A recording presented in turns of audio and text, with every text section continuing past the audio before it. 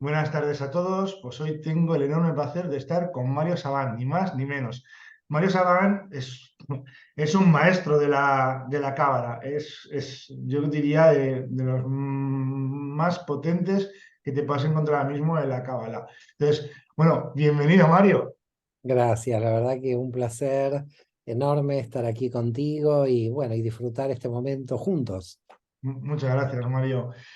Mario, cuéntanos un poquito cómo te introduciste en el mundo de la cábala, ¿no? Al final el mundo de la cábala es un mundo tan complejo que yo siempre digo, ¿no? Te puedes tirar vidas estudiando la cábala y no te la vas a acabar nunca.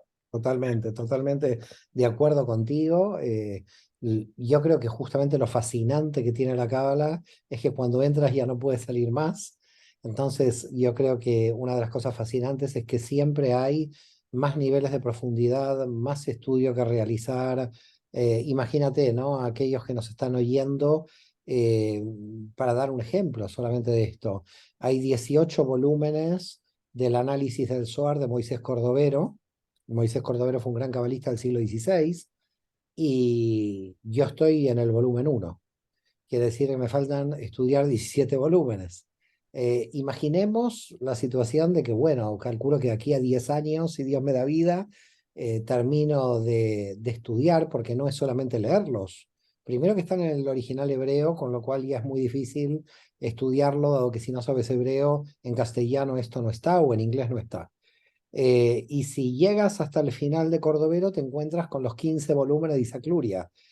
Claro, los 15 volúmenes de Isaac Luria, yo estudié 4, me faltarían 11. Básicamente, solamente con estos dos autores, ni nombrarte los más de 300 cabalistas que hay, y ya te diría que estamos ante un tipo de sabiduría que, como tú bien dices y comparto plenamente, es inabarcable para un ser humano. Es decir, cualquier persona que diga, cuando a mí a veces me preguntan si yo sé cábala, yo me ruborizo, me avergüenzo, porque yo, ¿cómo voy a decir que sé cábala con lo leído? Es decir, frente a la cantidad de escritos y frente a la cantidad de conocimientos que tiene la cábala, en general siempre digo, sé un poco, no sé de cábala. Es muy difícil decir sé de cábala, porque la cábala es muy... Y yo muchas veces también pienso que con el tiempo tienen que existir grupos de trabajo, grupos de investigación que en grupo puedan estudiar, porque un ser humano solo hoy no puede abarcar las fuentes de la cábala. Es decir, alguien no puede decir hoy sé de cábala. Claro, sabemos parcialmente, ¿no? Algunos los nombres de Dios, otros más de astrología, otros más de coaching, otro más del alma y otro más de la cosmogonía. Pero abarcar todas las fuentes es realmente, yo te diría, prácticamente creo que imposible. Lo que uno tiene que hacer es, dentro de las posibilidades materiales de uno, y rogando a Dios que le dé 100 años de vida, seguir estudiando hasta el último minuto y aprovechar hasta el último minuto, ¿no? La verdad es que sí, al final es eso, ¿no? Pues es que te pones con cualquier cosa, con el árbol de la vida, y fíjate tú, si puedes tirarte tiempo solo con el árbol de la vida. Es algo, Es eso, que es que fíjate, no tiene es que fin. fíjate, la interpretación de Cordovero de estos Mm. 18 volúmenes son del árbol de la vida. Así que totalmente de acuerdo contigo. Es decir, el árbol de la vida, ya solamente con el árbol de la vida tienes muchísima cantidad de información de las energías de los canales, de los niveles de meditación y de cosmogonía. No entremos, los nombres de Dios, lo que analizó Isaac Luria y yo.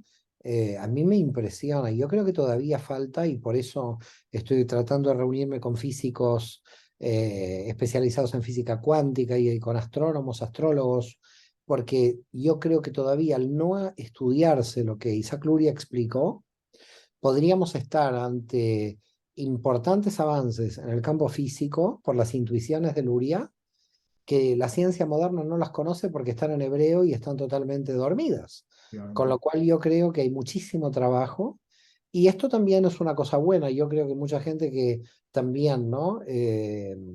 Siempre entra a trabajar un poco en lo mismo, ¿no? Es abogada, es médica, es arquitecta. Yo muchas veces digo, en Cábala falta gente, faltan maestros, vengan a estudiar, que hay mucho trabajo aquí. Sí, sí, la verdad que sí. Fíjate, Mario, yo te conocí a ti en una entrevista de Nueva Humanidad que te le hizo Sara Urquizu. Y me sorprendió muchísimo, ¿no? Cómo expresabas tú el conocimiento de la cábala de manera que todo el mundo, o prácticamente todo el mundo, podía entender un poco lo que es la cábala, ¿no? Porque hay mucha gente que no tiene ni idea de lo que es la cábala. ¿Nos podrías expresar aquí en el programa para los oyentes de manera sencilla, que lo pueda entender todo el mundo? A ver, sencilla. Sé que es complejo, ¿eh? Pero No, que no, pueda no entender entiendo. todo el Sí, sí, lo mundo. intentaremos, lo intentaremos. Venga, Eh, va. a ver, ¿qué es la cábala? La cábala es el estudio del alma y del universo. ¿Cómo se estudia el alma? Se estudia con el árbol de la vida y en el árbol de la vida hay 10 dimensiones. Quiere decir que todas las almas, todos nosotros, tenemos 10 dimensiones. Cada una de estas dimensiones tiene que tener su correspondiente energía. Si tú en alguna dimensión tienes menos energía o mucho más energía, estás ante un problema, estás ante un desequilibrio. Quiere decir que los desequilibrios para la cábala pueden ser básicamente 20 desequilibrios, porque si tenemos 10 dimensiones y hay 10 por exceso y 10 por defecto, 10 porque sobra mucha energía y 10 porque falta mucha energía, tendríamos 20 desequilibrios. Entonces, ¿qué se hace en la cábala? Se estudia cada uno de los desequilibrios, se trata de ver cómo la persona puede corregir estos desequilibrios, pero claro, alguien me pregunta, bueno, ¿cómo se corrigen los desequilibrios? Claro, esta sería la segunda pregunta. Y los desequilibrios se corrigen con la correcta distribución del tiempo. Es decir, por ese motivo muchos cabalistas dicen el hombre es lo que hace con su tiempo. ¿Qué quiere decir? Que si yo analizo el tiempo que tú inviertes en la familia, el tiempo que tú inviertes en el deporte, el tiempo que tú inviertes en el sueño, el tiempo que tú inviertes en los amigos o en el trabajo, yo podría saber si te faltan horas en el trabajo, si te sobran horas en la familia, si te faltan horas en la familia. Yo creo que la distribución del tiempo es como clave. Por supuesto que también hay otra variable, que es la intensidad. De repente con tu hijo estás poco tiempo, pero estás muy intenso, ¿no? Así que también existe el tema de la intensidad. Pero más allá de esto, la distribución del tiempo es muy importante. Entonces, claro, hay gente que se pasa 5 horas en el gimnasio, pero nunca ve a la madre. Esto es un desequilibrio. Eh, entonces hay que tratar de ver cómo se corrige, ¿no? Entonces, ¿qué es lo que se hace? Se analiza cuánto tiempo inviertes en cada actividad, esa actividad relacionada con qué dimensión, y luego se analiza cada alma el problema de qué desequilibrio tiene. Y con el tiempo, el alma, al entenderlo dentro de un mapa, lo va corrigiendo. Ahora, ¿qué pasa? Imagínate, luego de que una persona, bueno, no sé, pasó como 15 años y podemos decir que corrigió todo. En general no se corrige todo, pero siempre se está trabajando en corregir lo mejor posible, ¿no? Pero bueno, imaginemos que llegó un nivel muy alto de corrección. Ahora viene la segunda etapa. ¿Cuál es la segunda etapa? ¿Para qué lo corregí? Es decir, imagínate, yo llevo el auto al mecánico para que la gente lo comprenda, el auto tiene desequilibrios, entonces el mecánico lo arregla. Muy bien. Ahora, salió el mecánico y digo, bueno, muy bien, ya terminó, ya lo pongo en el parking. No, el auto está para usarlo. Entonces, no es que yo solamente arreglo el auto para tenerlo arreglado y dejarlo en el parking. Lo arreglo para que luego lo tenga que usar. Entonces viene la segunda etapa, y la segunda etapa es, ahora que yo estoy corregido, o altamente corregido, no totalmente corregido, yo pongo en funcionamiento el auto, pongo en funcionamiento el alma ahora sabe a dónde va, e imagínate un alma que sabe a dónde va. Un alma que sabe a dónde va es imparable. Todo le fluye. Pasión, tiene una pasión, ¿no? Es decir, imagínate un alma que sabe que quiere ser periodista.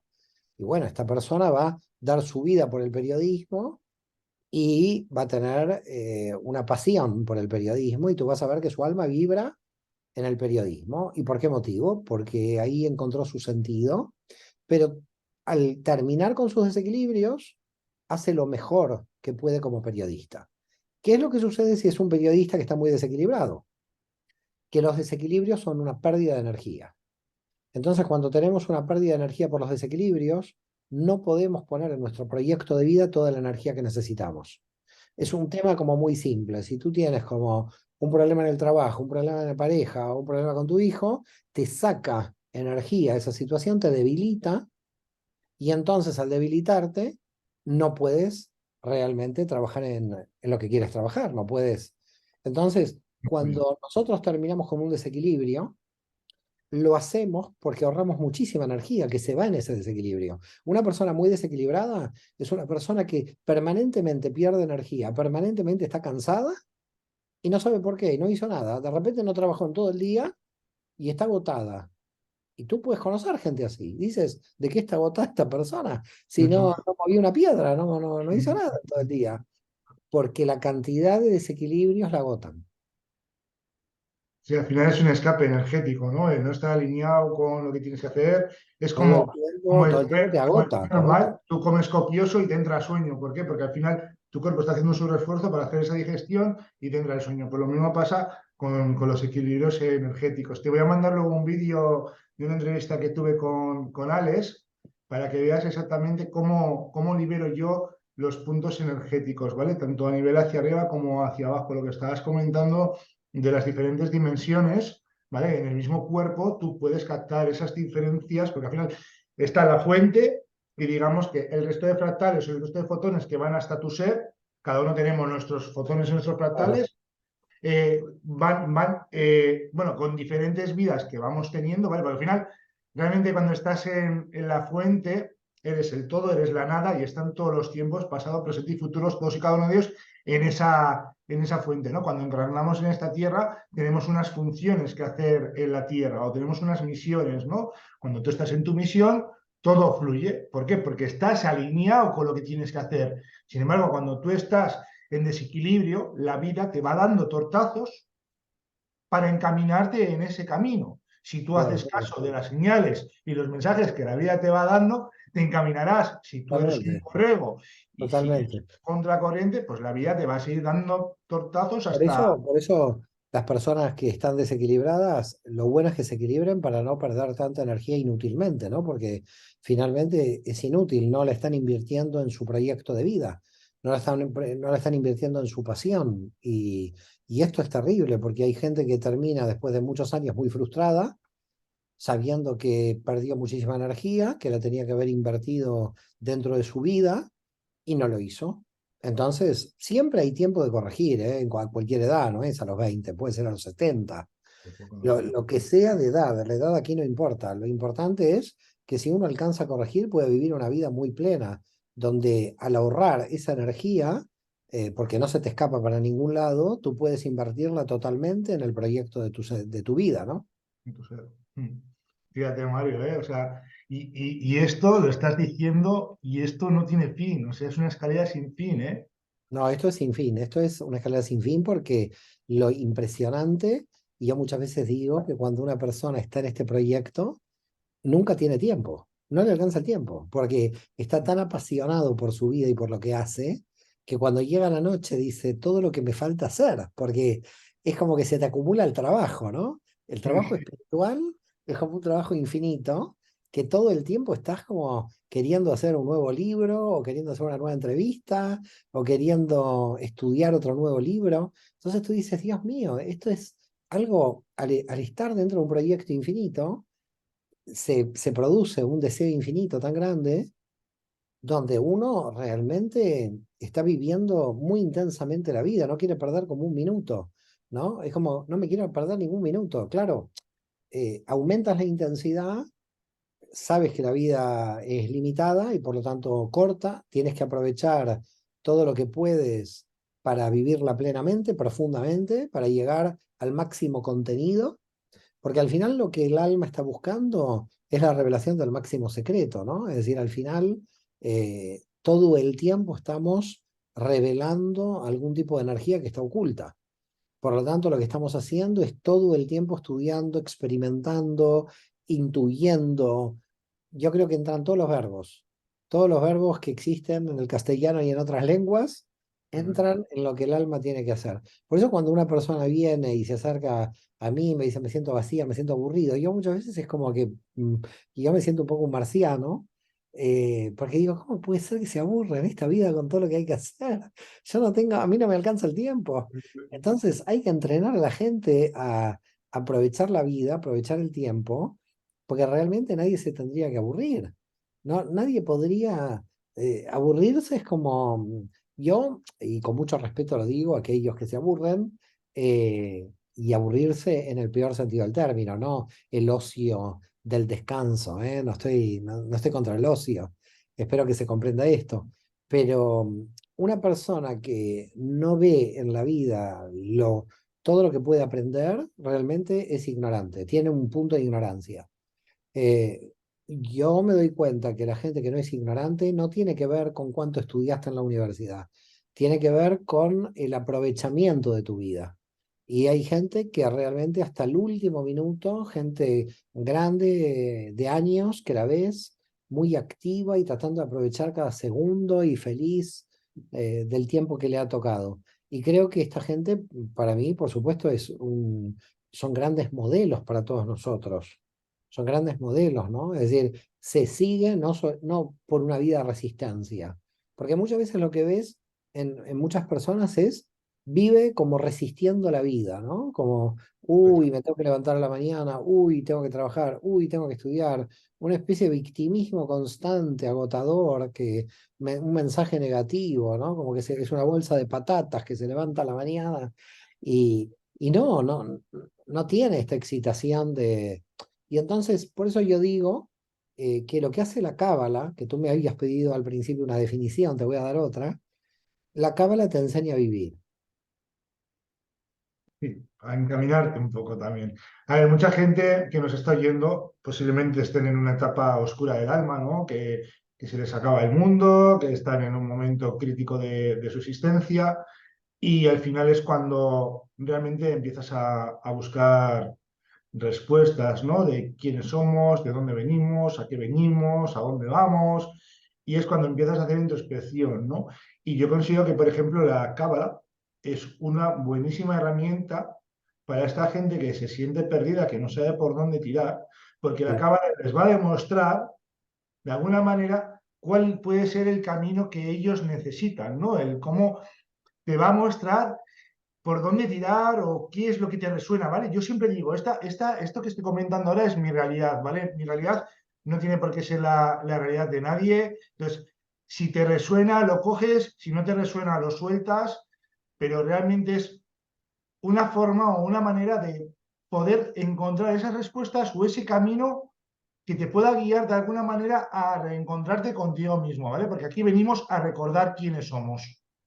Fíjate lo que tú estás diciendo, gran verdad, porque si vas a cualquier cultura, es decir, imagínate que no estamos hablando de cábala, que tu discurso es tu discurso y es un discurso espiritual muy potente, ¿no? Mm, Y dejamos la cábala, dejamos el idioma hebreo, que es el que se corresponde con la cábala, que es la tradición judía, y fíjate la necesidad del alma de expresar lo que quiere expresar, que busca cualquier tipo de idioma para expresarse. Es decir, busca un lenguaje. Es decir, imagínate que hacemos una especie de prueba de borrar toda la tradición de la cábala. No está Luria, no está Cordovero. ¿Y qué nos pasaría a nosotros dos si empezamos de cero? Empezaríamos a tratar de explicarnos, a tratar de explicar el universo. Es decir, estaríamos con las preguntas eternas. Entonces, ¿dónde está la diferencia entre las disciplinas y la cábala? En que la cábala plantea qué es la libertad, qué es el mal, qué es el alma, qué es el universo. Ahora, el día que nosotros estemos muertos, van a venir las nuevas generaciones y se van a preguntar lo mismo. ¿Y por qué se van a preguntar lo mismo? Porque lo que estamos tratando son preguntas eternas, no son preguntas temporales. Las preguntas temporales es ¿qué pasó en Francia en 1650, ¿no? ¿O qué pasó en el Imperio Romano? La política en general trabaja con preguntas temporales, ¿no? Es decir, el partido político, quién ganó, quién perdió, son como todas preguntas de corto plazo. mm, En cambio, cuando estás en las preguntas eternas no tienen respuesta, tienen respuestas transitorias. Siempre tienes algo abierto en una pregunta eterna. Siempre tienes algo que tienes que volver a profundizar. Es decir, siempre el alma tiene un halo de misterio. Siempre la libertad tiene un halo de misterio. Siempre el universo. Es decir, en realidad estas preguntas, ¿por qué son eternas? Porque esconden un misterio muy esencial, un misterio profundo, y por eso existe el sufismo, la cábala, la mística cristiana, el coaching, el mindfulness, las constelaciones familiares, todo lo que tenemos. ¿Por qué? Porque todos están buscando algo de nuestra realidad que se nos escapa. Algo estamos buscando que no entendemos. Hay un misterio en el universo que es el que nos lleva a buscar. Y eso es la espiritualidad.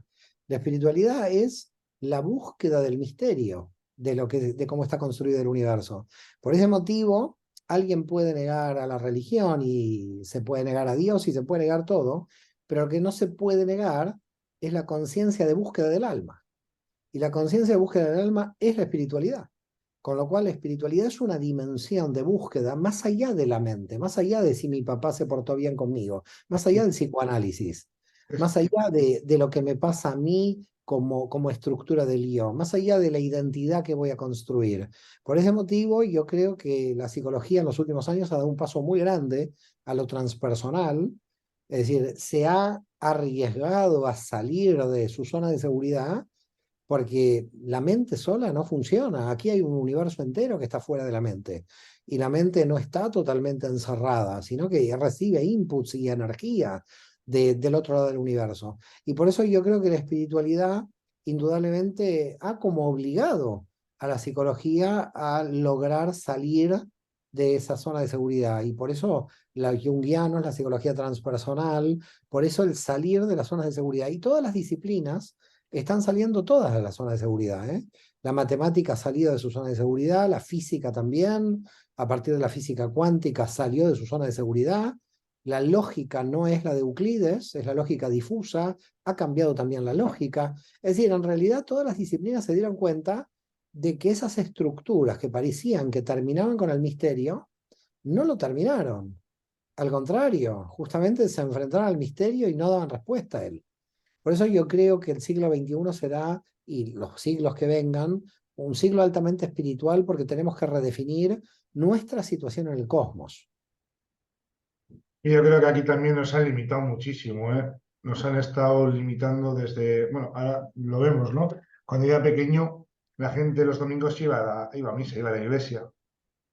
Y te decían que había un Dios, que era castigador, si te portabas mal, te metían miedo, con miedo somos sumisos. O sea, al final nos ha limitado tantísimo que cuando empiezas a descubrir la realidad, ¿no? Y yo, para mí la realidad es que la vida está en todos lados, ¿vale? La vida está en el aire, la vida está en la comida que comes, en el agua que bebes, inclusive en las heces que echas por el baño. La vida está en todos lados, ¿no?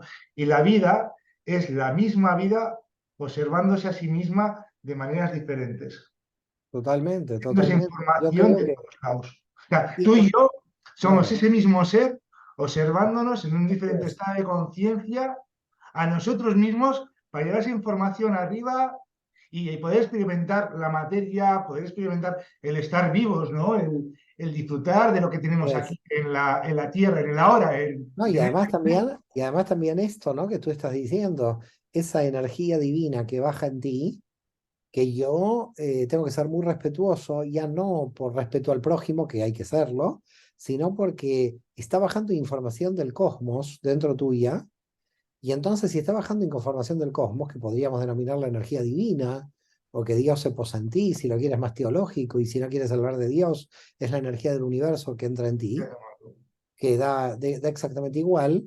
eh, para mí lo interesante es esto, es a través de ti, ¿qué me está diciendo el universo a mí? Y a través de mí, ¿qué te está diciendo el universo a ti? Entonces, tenemos que ser como muy respetuosos de todo, porque el universo permanentemente nos está enviando información. Yo muchas veces digo que cada ser humano es una neurona de Dios, Sí, sí. más allá de otras civilizaciones que seguramente existan. Mm. Pero somos todos como neuronas. Entonces, claro, que una neurona desaparezca es una gran pérdida. La necesitábamos para que revele algo. Entonces, yo muchas veces digo, si, la misericordia que nosotros tenemos que tener no es solamente una virtud ética. La misericordia es la lógica de que nosotros no podemos darnos el lujo de perder ningún ser humano por ninguna causa, porque Dios está hablando a través de ese ser humano. Por eso, si analizas las guerras en el mundo, es una locura absoluta a nivel cosmogónico. Cosmogónicamente es una locura absoluta, porque no sabes en ese soldado ucraniano o ruso que ha muerto, qué se podía revelar, ¿En qué qué función energía tiene? se estaba revelando, qué se podía revelar. De repente este joven que ha muerto hubiera tenido un hijo que hubiera descubierto algo contra el cáncer y estamos todos nosotros afectados por esta muerte que hemos provocado.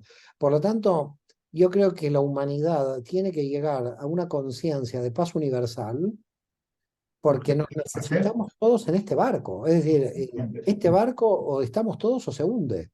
Entonces, cuando alguien provoca una guerra, no se da cuenta, no se da cuenta de las consecuencias espirituales que provoca, la destrucción que provoca, porque de alguna manera extrae de la realidad una presencia divina. Y por lo tanto, tenemos que ser conscientes, ¿no? Hoy que hay tanta conciencia en no matar animales, pero fíjate, hay una gran conciencia de vegetarianos en no matar animales, pero la guerra en Ucrania y Rusia Vegetales. sigue.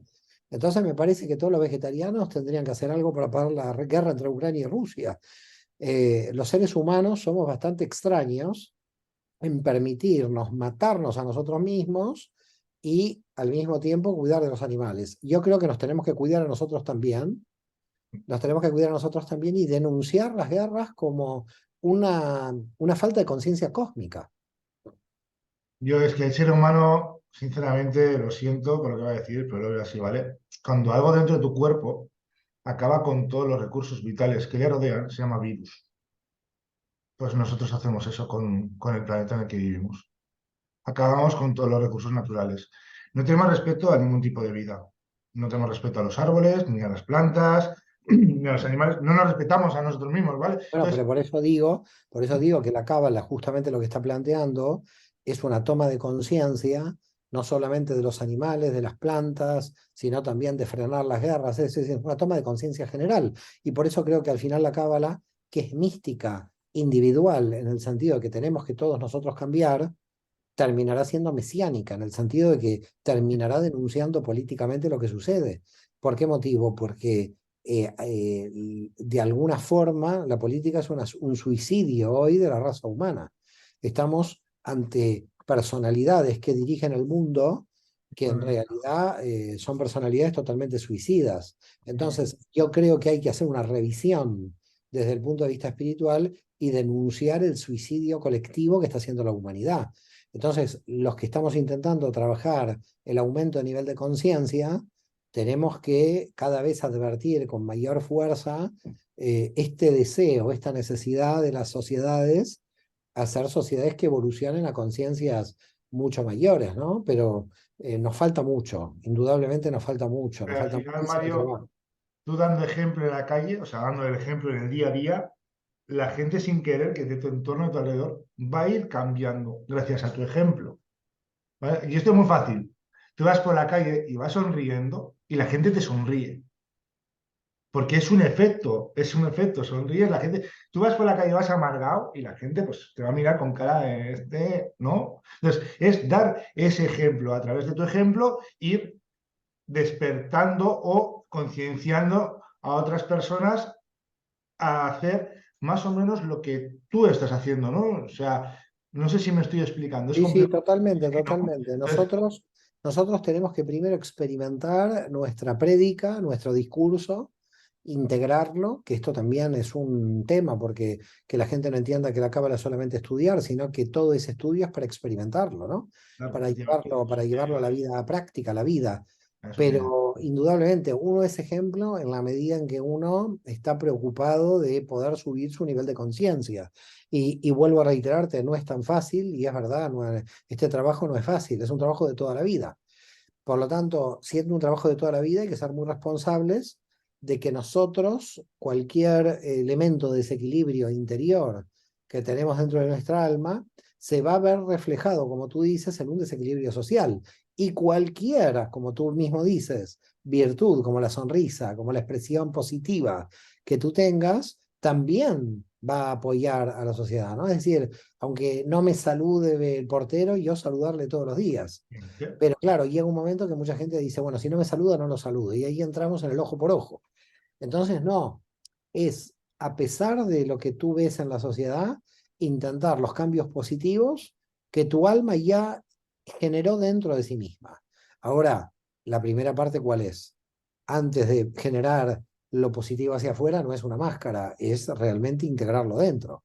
es que lo positivo se te integre en tu ser, en tu alma. Y yo creo que en eso estamos. Yo creo que justamente lo atractivo de la cábala es que saca potencialmente lo mejor de nosotros, es decir, la mejor versión. Yo todas las mañanas cuando me levanto intento pensar, bueno, ¿cuál será la mejor versión mía, la mejor versión de Mario, en el sentido de que todavía no apareció esa mejor versión. Mm. Estoy trabajando para que esa mejor versión aparezca, ¿no? Y ese es el camino. Creo que todos, si sacaríamos nuestra mejor versión, se terminarían muchos males del mundo. La pobreza, la injusticia, las guerras, se terminarían automáticamente. ¿Por qué se mantienen? Y se mantienen por nuestros desequilibrios, porque estamos desequilibrados. Al estar desequilibrados, las sociedades reflejan nuestros desequilibrios.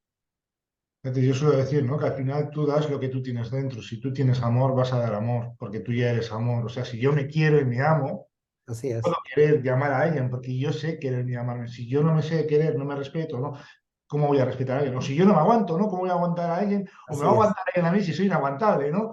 Entonces, el hecho ese de, ¿no? Dices, no, yo te doy amor, tú me das patadas y te mando más amor, porque digo, pobrecito mío, fíjate qué mal está, que lo único que tiene dentro es ese rencor, esas patadas, eso que está exponiendo, ¿no? O ese niño interior que está tan herido que lo único que hace es protegerse a través de patadas para que nadie le haga daño, ¿no? Entonces, es ser conscientes de que al final es tú qué eres y qué das. Tú te respetas a ti, vas a respetar el planeta, vas a respetar al prójimo.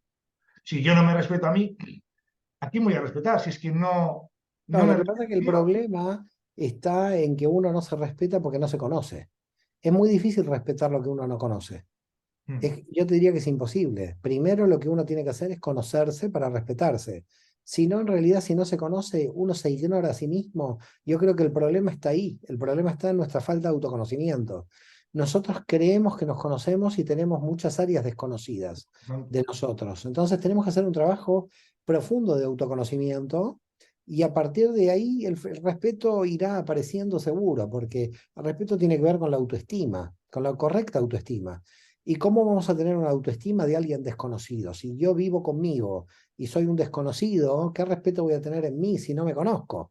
Entonces, yo de acuerdo contigo en el respeto, pero en una etapa anterior al respeto es aumentar mi autoconocimiento para aumentar mi autoestima y a partir de ahí, cuando tengo autoestima, me estoy respetando. Me estoy respetando porque cuando ya tengo una autoestima correcta, ya produzco un respeto, ya se produce el respeto.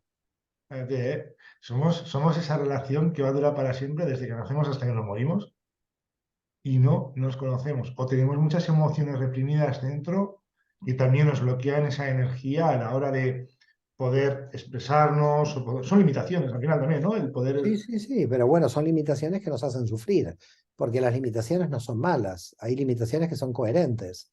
Hay dos clases de limitaciones, las limitaciones de la estructura del universo y nuestras propias limitaciones anticipadas, que pertenecen a la cultura. Es decir, cuando la cultura nos ha domesticado en unas limitaciones que son dolorosas, entonces estas no son las limitaciones del universo. Estas son limitaciones anticipadas que en realidad lo que están haciendo es que el alma no pueda revelarse tal como se tiene que revelar. Por eso esas limitaciones te duelen. Las limitaciones en un nivel, las buenas no te pueden doler. Al contrario, las aceptas y sabes que son así. Pero cuando hay unas limitaciones fuera de lo normal, entonces, claro, esas limitaciones fuera de lo normal que no te permiten expandir tu vasija, que no te permiten expandir tu alma, esas son dolorosas. Y esas sí se pueden trabajar, se tienen que trabajar mucho, porque en realidad no permiten que el alma pueda ser quien es. Así, tal cual. Joder, mejor expresado imposible, Mario. No, al contrario, un placer. ¿Qué te iba a comentar? Has comentado antes que la cábala, ¿no? Que la guardaron. Bueno, a ver, yo lo que el conocimiento que yo tengo es la cábala tiene muchísimos años y bueno, en su día, pues como los egipcios, eh, perdón, cuando un faraón moría, enterraban todo el conocimiento que había hasta ese momento con ese faraón, ¿no? O sea, todos los sacerdotes de ese faraón, todo lo que sabía en conocimiento se enterraba dentro de la tumba de ese faraón. O se han quedado un montón de libros con muchísimo conocimiento, bueno, otros libros que tendrá el Vaticano bien escondidos. Y los judíos lo que hicieron fue rescatar la cábala e evitar que la cábala desapareciera, ¿no? Fueron como un poco los guardianes de la cábala, ¿no? Bueno, en realidad podríamos decir que la cábala nació dentro, digamos, del mundo judío, pero es verdad también de que muchísima cantidad de información fue viniendo de otras culturas, que una cultura no es una cultura nunca pura, en el sentido de que nunca es algo que no está teniendo influencias desde el exterior. Todas las culturas tenemos Todo. influencias permanentemente del exterior, ¿no? Y sobre todo las más antiguas, porque las más antiguas tienen mucha más influencia de las culturas más antiguas, ¿no? Nosotros tenemos influencia de Babilonia con la astrología, influencia de Persia, influencia de Grecia. Todas las culturas han influenciado sobre la sabiduría del pueblo de Israel. Por eso te digo, siendo el pueblo de Israel tan antiguo, tenemos mucha influencia, empezando como tú también dices por Egipto. Entonces, claro, no podemos saber qué enseñanzas provienen de qué culturas, y lo que hicieron los cabalistas judíos fue como proteger esas enseñanzas secretas de todas estas culturas. Y yo muchas veces sospecho, no tengo cómo probarlo, sospecho que seguramente mucho material desaparecido en la quema de la Biblioteca de Alejandría, probablemente los cabalistas lo hayan tenido en manuscrito y lo hayan preservado, y por ese motivo digo que hay que seguir estudiando la cábala porque no sabemos qué nivel de conocimientos ellos llegaron a tener y que todavía nosotros no llegamos a estudiar. Entonces, fíjate, ¿no? A pesar de de todo este avance tecnológico que estamos teniendo, que en realidad nos tendría que ahorrar tiempo, nos encontramos con una tradición de tal nivel de envergadura, de tal nivel de profundidad, que con las herramientas que nosotros tenemos para ahorrar tiempo, no hemos llegado todavía a comprender el nivel de profundidad que tiene.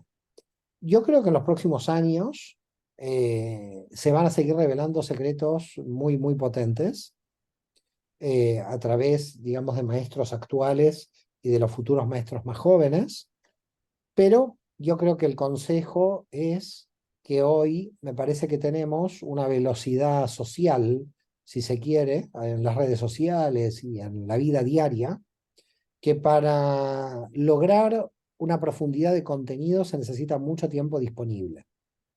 Y entonces hay que tratar de limitar todos aquellos inputs, todas aquellas influencias que yo llamo muchas veces interferencias, a un estudio profundo, ¿no? Es decir, hoy es muy difícil con las redes poder realizar un trabajo que hace 20 años era mucho más fácil. Yo hace 20 años podía estudiar 8 horas y nadie me molestaba, y hoy a las 4 horas se llena el WhatsApp, a las 5 horas se llenan las casillas de correos.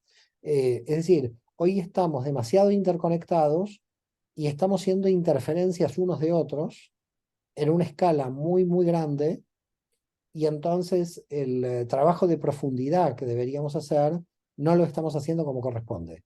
Entonces, yo creo que la próxima generación, creo que algunos lo están haciendo, están frenando la velocidad de comunicación, porque es una velocidad de comunicación donde nadie comunica nada. Es decir, no hay contenido que comunicar. Entonces hay ya demasiadas herramientas de comunicación al servicio de no tener contenido. Creo que tiene que venir una etapa de frenar la velocidad de comunicación a favor de tener el tiempo disponible cada uno de nosotros para tener Claro, nuevamente más horas de claro. meditación con uno, de ir al gimnasio con uno, de poder. Yo creo que parte también de un tema de organización, ¿no? Yo creo que uno se tiene que organizar, pero de manera muy férrea, muy... Lo que pasa es que, claro, por ejemplo, mi generación viene de buscar los libros en la biblioteca desesperadamente, y al tener internet para nosotros es Es como mucho más la fácil. piedra filosofal, es como algo brutal, ¿no? Es Sí. como tener... Yo creo que hoy estamos pecando o estamos desequilibrados de la cantidad de información Puede que ser, no ¿eh? nos No, sí, permite profundizar. sí, y no integrarla. Pero no Sí, integras. así es. Antes cogías un libro y te tirabas una semana leyéndote un libro e integrando el libro. Ahora hay tanta información de tantas fuentes que sí, que te llenas de información, pero no acabas de integrarlo. Si no lo integras es como el que estudiaba en clase para aprobar. Estudiaba como un lorito, Claro, aprobaba el examen, pero no entendía ni papa de lo que le había claro, dicho. claro. Por ese motivo hoy tiene que haber un entrenamiento de alguna manera de todos los seres humanos para lograr cierta profundidad en los contenidos, de tener una buena lectura de un libro durante una semana, como tú bien dices, porque esa velocidad de llegada de la información es tan brutal, es tan rápida. Yo creo que la única forma, bueno, yo lo hago hace muchos años, y sobre todo en los últimos años más, justamente frente a este fenómeno de la velocidad de las redes, y es reservarme 4 o 5 horas al día de estudio donde yo lo ocupo en mi agenda, de modo que cualquier persona que me dice, ¿puedo verle? No, estoy ocupado. Es decir, y cuando ves mi agenda, no es que estoy ocupado, estoy Estás haciendo lo ocupado tuyo, conmigo, un momento. ¿ok? Estoy ocupado conmigo. Pero ¿dónde está el problema? Que entre la actividad que uno tiene y el estar ocupado para reservar esas 4 horas diarias, de repente puedes ver que no te puedas reunir con nadie de acá al 2024, porque en realidad es tanto los inputs que tienes de fuera.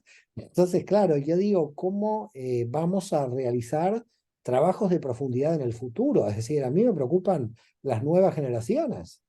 Las nuevas generaciones tienen que entrenarse a distribuir bien la información, frenar esas oleadas de información que hay hoy al servicio de profundizar e integrar. Tal cual. Mario, perdón, se me ha pasado volando. Me acabo de dar cuenta de que ya es la hora. ¿Qué te iba a comentar? Perdona, jo, me encantaría, a ver si podemos hacer otra más adelante, porque me está encantando la conversación que estamos teniendo, la charla esta, es pasote. ¿Cómo te pueden localizar la gente? Porque seguro que más de uno está deseando localizarte y no saben cómo. Bueno, mira, yo estoy muy localizable en las redes. Cualquiera que pone en un buscador Mario Sabán, mi nombre y apellido, puede encontrar la escuela de Cábala, donde están todos los cursos y los libros que yo he publicado. Y creo que la gente interesada puede comenzar por lo básico, que es el curso de Descubrir el Árbol de la Vida, y a partir de ahí ir subiendo los niveles. Es lo que yo sí puedo asegurar, eh, porque lo he vivido, que por supuesto en mi experiencia personal, es que cuando uno entra en los misterios de la Kabbalah, la verdad que se abre un mundo impresionante y mucha gente lo experimenta y me lo comunica, ¿no? Me dicen, me ha cambiado la vida, yo no sé esto, cómo me ha cambiado tanto mi percepción de la realidad, mi aumento de felicidad, mi aumento de nivel de conciencia. Por lo tanto, no es solamente mi experiencia personal, sino que también veo la experiencia de muchos de los alumnos y muchos ya exalumnos que ya son maestros de sus propias escuelas. Gracias a Dios, estamos también en un nivel de maestría entrenando a los maestros de Cábala que ya están fundando sus propias escuelas, lo cual la verdad que me enorgullece mucho. Orgullo, ¿eh?